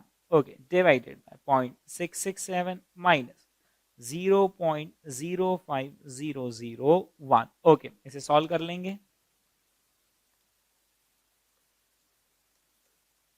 तो ये आता है दोस्तों 0.08105, यानी इसे सरल शब्दों में हम क्या कह देंगे, 8.105%, राइट। 8.105% आती है दोस्तों हमारी सस्टेनेबल ग्रोथ रेट, राइट। यहाँ पर ये जो फर्स्ट पॉइंट है, ये इसके सिंबल का मतलब होता है कि आपको सॉल्ट दे रखा है पीछे, तो आप इसमें पीछे जाएंगे, इसके सोल्यूशन में जाएंगे। यस, 8.11% आ रहा है आंसर, और हमारा भी वही आ रहा है। अगर हम इसे राउंड ऑफ कर देंगे तो 8.105% में ऑल्सो भी रिटर्न एज 8.11%, राइट। ये हमने क्वेश्चन का फर्स्ट पॉइंट सॉल्व किया। अब हम आते हैं दोस्तों क्वेश्चन के पॉइंट नंबर सेकंड पर। Okay, suppose the company has established for the next year a target assets to sales ratio of 0.62, a target net profit margin of 0.05 and target debt equity ratio of 0.80. It wishes to pay an annual dividend of, इस question में दोस्तों वो annual dividend का कितना 0.30 million पे करना चाहते हैं, and raise 1 million in equity capital next year. What is its sustainable growth rate for the next year? बहुत इजी है, हमें बस यहाँ पर उस पर्टिकुलर फॉर्मूला को लिखना होगा। ओके, तो फॉर्मूला एक काम करते हैं, मैं भी कोई चीटिंग नहीं करता हूं, मैं आपके साथ साथ लिखता हूं यहाँ पर फॉर्मूला, राइट, ताकि मुझे भी ये फॉर्मूला याद हो जाएगा। ओके, हाँ जी, तो कहां से शुरुआत करेंगे हम? Equity, beginning of the period की इक्विटी से शुरुआत करेंगे। EQ0, इसमें प्लस क्या करेंगे हम?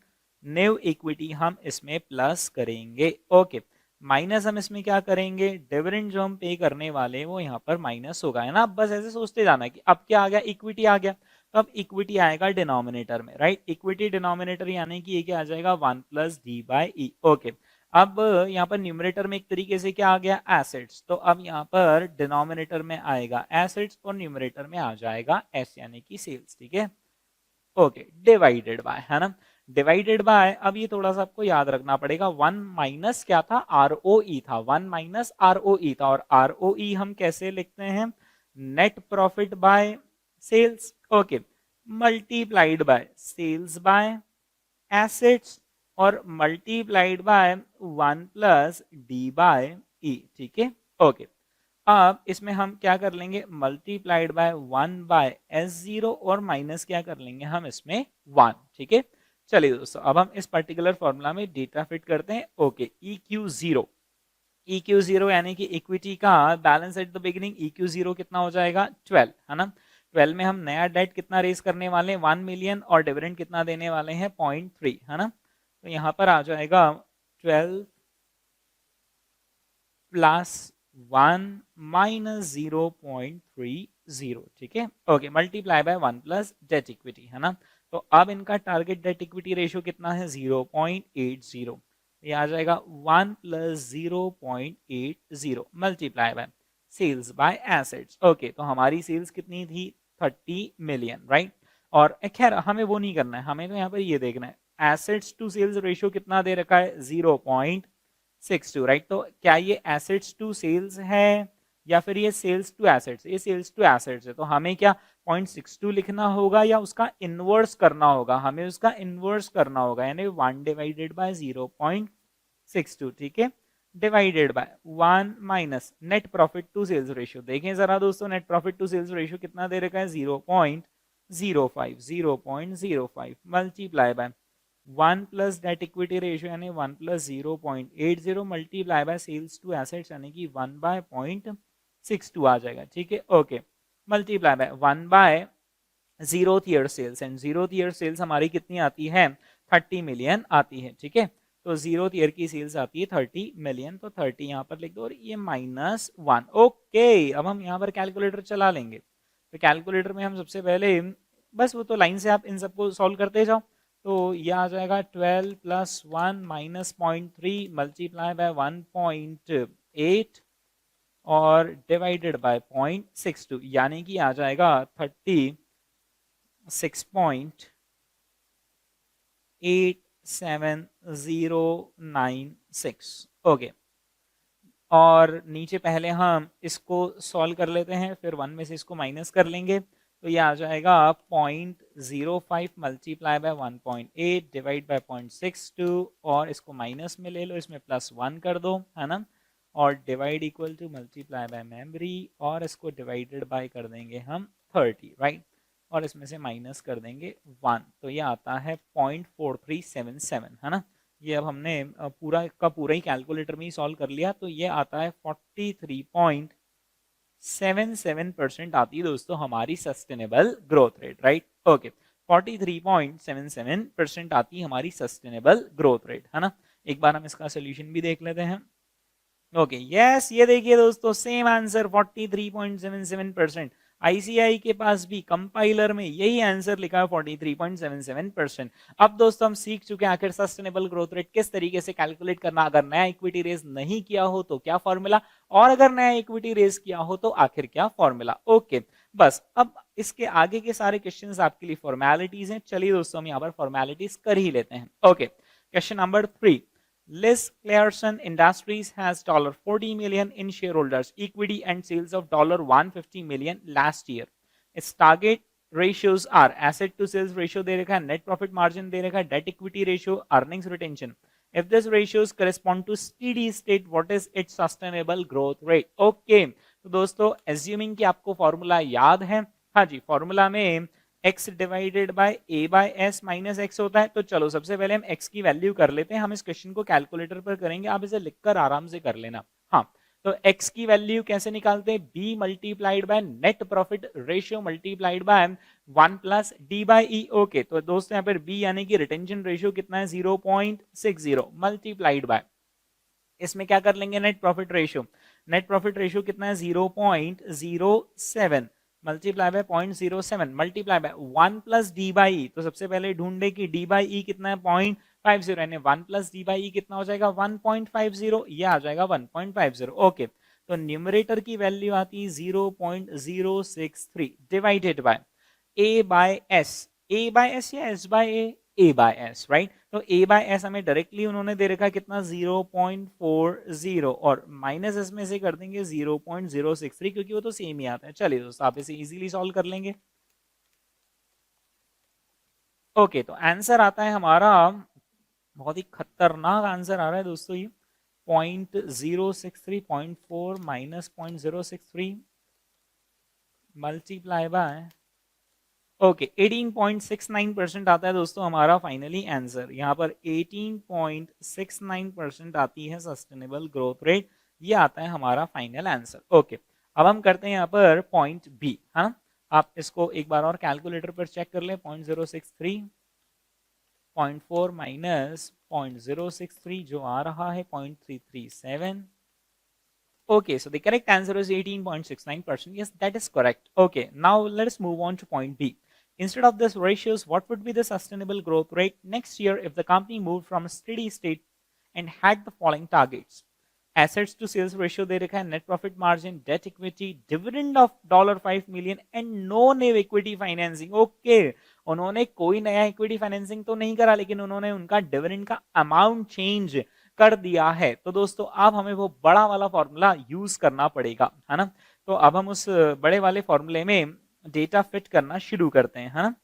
तो उस पर्टिकुलर फॉर्मूला में न्यूमरेटर में आखिर क्या क्या आता था, थोड़ा बहुत आपको याद होगा।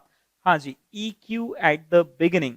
तो EQ एट द बिगिनिंग कितना दे रखा है यहाँ पर, EQ एट द बिगिनिंग है $40 million in share holders equity, तो ये आ जाएगा 40 प्लस, इसमें नया हम जो रेस कर रहे हैं वो प्लस करेंगे, लेकिन हम नया कुछ भी रेस नहीं कर रहे हैं तो 0, लेकिन हम डिविडेंड का अमाउंट कितना दे रहे हैं 5 मिलियन। ओके, मल्टीप्लाइड बाय दोस्तों क्या होता है 1 plus D by E, 1 plus D by E, तो डी बाई ई कितना दे रखा है 0.45। ओके, मल्टीप्लाई बाय क्या होता है एस बाय ए, है ना। तो एस बाय ए क्या होता है सेल्स टू एसेट्स होता है, लेकिन ये सेल्स टू एसेट्स है या ये एसेट टू सेल्स है, ये एसेट टू सेल्स है, तो हमें क्या करना होगा, इसका इनवर्स लेना होगा। यानी हम यहाँ पर क्या कर लेंगे, हम यहाँ पर 1 डिवाइडेड बाय 0.42 कर लेंगे, ठीक है। ओके, डिवाइडेड बाय 1 माइनस क्या आता था, आरओई, लेकिन आरओई को लिखना कैसे पड़ता है, net profit by sales multiply by sales by assets multiply by assets by equity, right.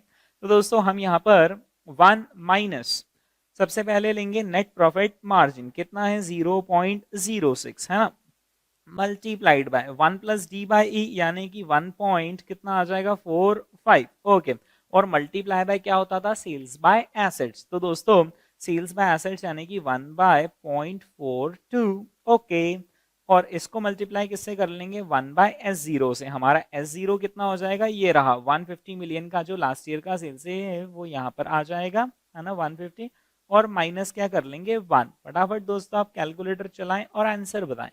तो ये आ जाएगा 40 plus 0 minus 5 multiply by 1.45 divided by 0.42, है ना।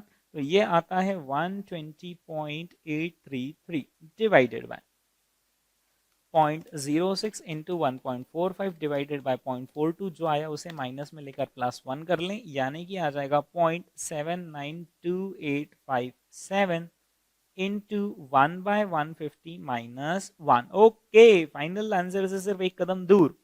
तो ये आ जाएगा divide equal to multiply by memory recall divided by 150 और minus 1 into 100। Okay, so final answer is coming at 1.60% की ही आएगी इनकी सस्टेनेबल ग्रोथ रेट। यहाँ पर इनकी ग्रोथ रेट जो पिछली बार थी उससे कम हो गई, उसके पीछे कारण ये है कि इक्विटी से कोई नया पैसा तो रेज करा नहीं, और उल्टा उनको $5 मिलियन का हम डिविडेंड दे बैठे, तो अब हमारी growth rate has fallen to just कितना 1.60%, which earlier was how much, which earlier was 18.69%, ठीक है। चलिए दोस्तों हमने कंप्लीट किया क्वेश्चन नंबर 3।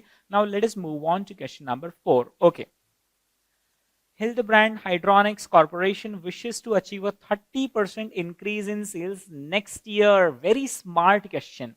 अभी तक आईसीआई ने ऐसा क्वेश्चन नहीं पूछा है, लेकिन आईसीआई की फितरत है कि वो लोग सीधे फॉर्मूले को कभी कभी रिवर्स कैलकुलेट करवा देते हैं। आज तक के फॉर्मूला में दोस्तों हम क्या कैलकुलेट करते थे, सस्टेनेबल ग्रोथ रेट, लेकिन आज दिन कुछ और है।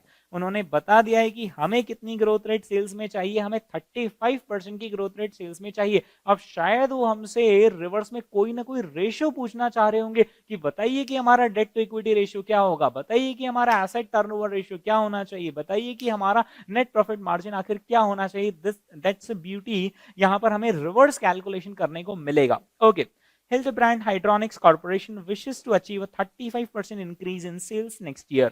Sales last year कितना था, $30 million, and the company has equity capital of कितना, $12 million. It intends to raise $0.5 million in new equity by sale of stock. Okay, क्योंकि यहाँ पर ये नया इक्विटी रेस कर रहे हैं, यानी हमें वो बड़ा वाला फॉर्मूला लगाना पड़ेगा। Okay, no dividend is planned, यानी डिविडेंड का अमाउंट हो जाएगा 0।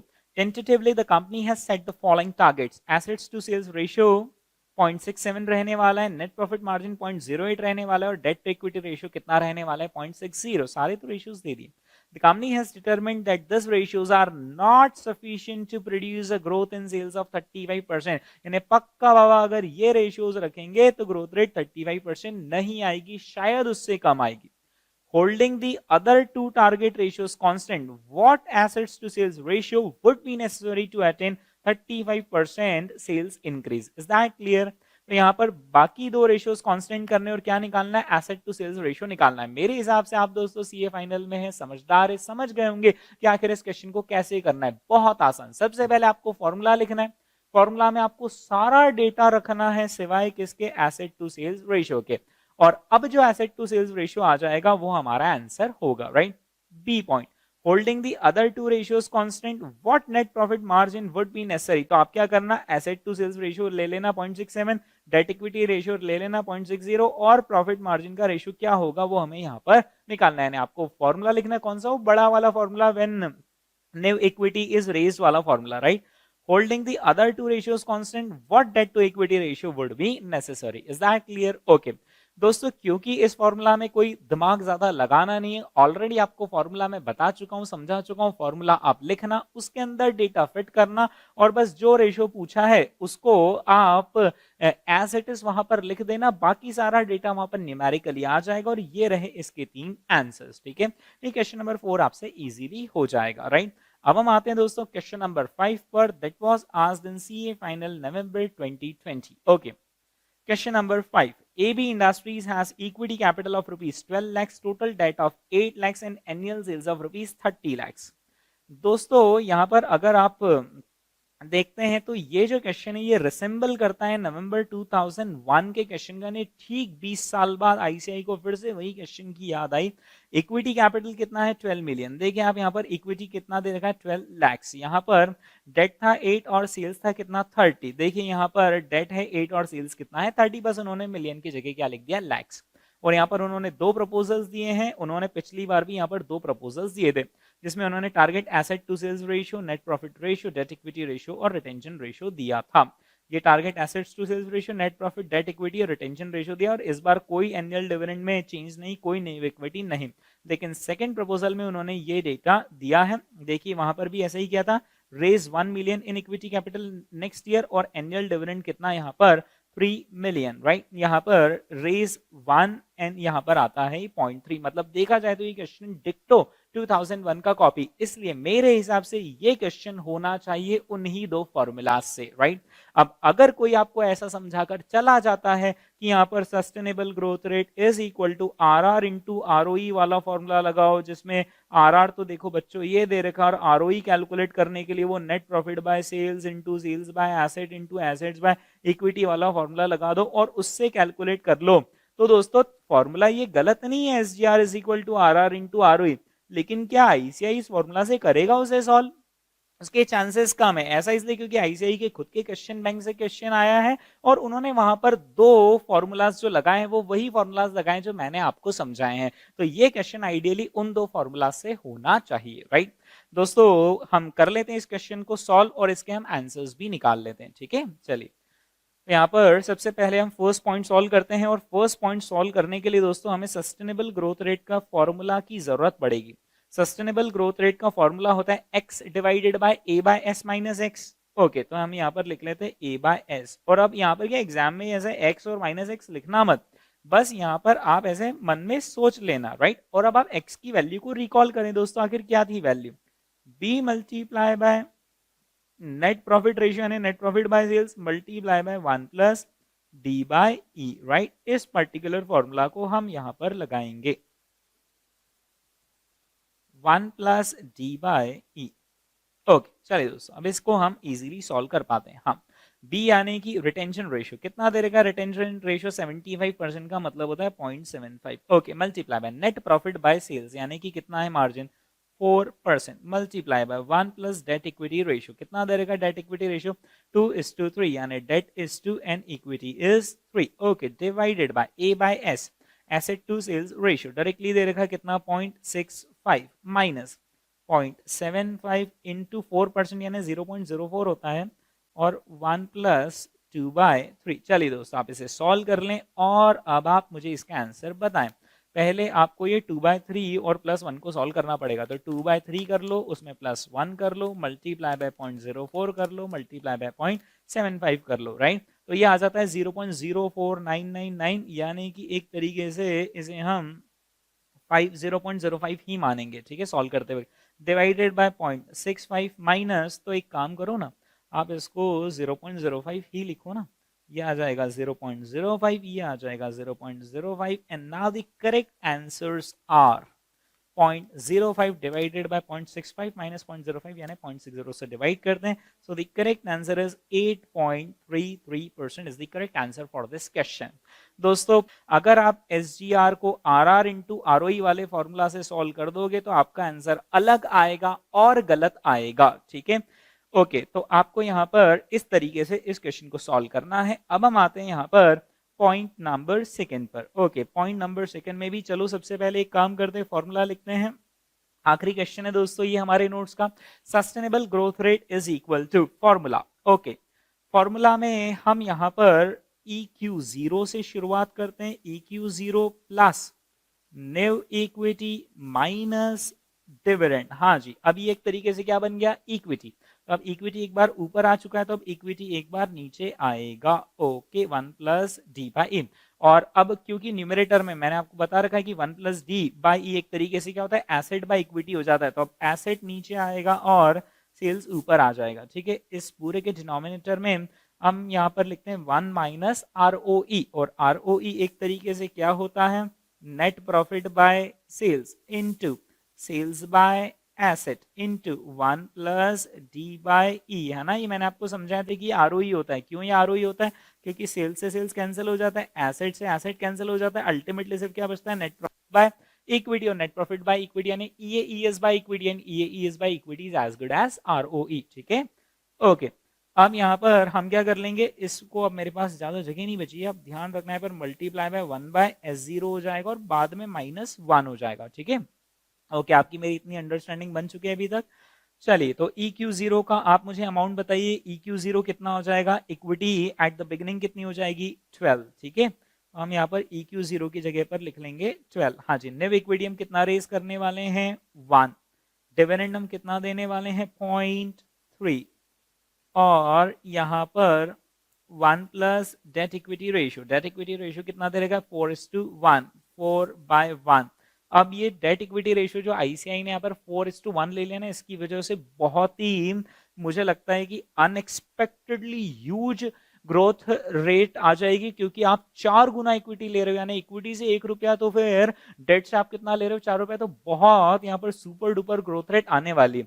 जो पिछली बार ICI ने क्वेश्चन पूछा था उसमें वो लोग लिमिट में थे, डेट इक्विटी रेशियो कितना लिया था उन्होंने, 0.80 लिया था, जिसकी वजह से एक रीजनेबल आया था आंसर। अब एक अनरीजनेबल सा आंसर देखना आने वाला है।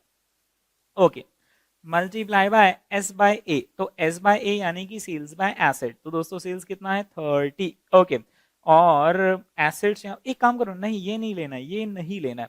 यहाँ पर उन्होंने एसेट्स टू सेल्स रेशियो कितना दे रखा, 0.62। तो बस हमें यहाँ पर एसेट्स टू सेल्स रेशियो लेना है, sales to assets, sales to assets. तो हम यहाँ पर इसको इन्वर्स कर देंगे 1/0.62। ठीक है, divided by 1 minus net profit to sales ratio कितना है, 5%। तो मैं 0.05 लिखता हूँ, multiply by 1 plus debt by equity यानी 1 plus 4/1, multiply by sales to sales by asset यानी कि 1/0.62। ओके, अब हम यहाँ पर मल्टीप्लाई किससे कर लेंगे, 1/0th ईयर का सेल्स। 0th ईयर का सेल्स कितना है, यहाँ पर 30 लाख है। ठीक है, तो यहाँ पर आ जाएगा 1/30, और इस पूरे में से माइनस क्या कर लेंगे हम, 1। चलिए दोस्तों इसको सॉल्व कर लेते हैं।